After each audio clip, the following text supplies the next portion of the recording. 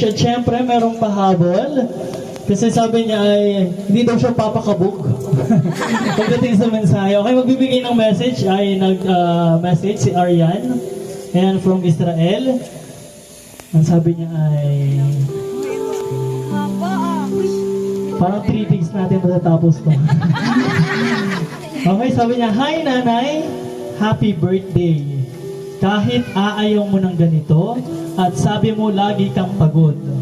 Gusto namin tatlo na maranasan mo yung mga ginawa mo sa amin. Mahal ka namin, kahit apakaingay mo. Huwag na ikaw sutil at maligalig. Naedad na tayo. Ayan. Basta, palakas ka at alagaan mo ang sarili mo at ang tatay. Mahal ka namin lahat. Naiintindihan namin lahat bakit ka ganyan.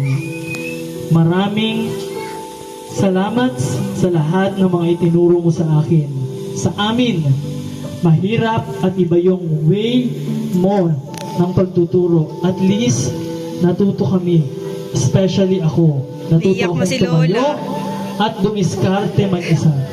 Basta lahat ng yan ay para sa inyo. Utay-utay ay matatapos din. Tiwala lang sa Diyos na lumikha. Pamilya ay pamilya. Madami akong pangarap sa atin. Kaya kayo ng tatay ay magpalakas. I love you. Wait lang, mami. Happy birthday. At mahal na mahal ko kayo. Sobrang miss ko kayo. Enjoy nanay. Nagmamahal. Arian.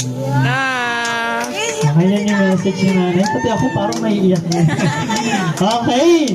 So, muli po. Ayan, maraming salamat sa lahat na narito ngayon na isa sa birthday celebration ni Tia. And thank you so much. Ayan, sa lahat sa mga kamag-anak, no? Ayan, masaya tayo lahat kasi may ba lahat? Okay, thank you so much kasi nang mini reunion tayo. Ayan, sa sino yung hindi pala nabigyan?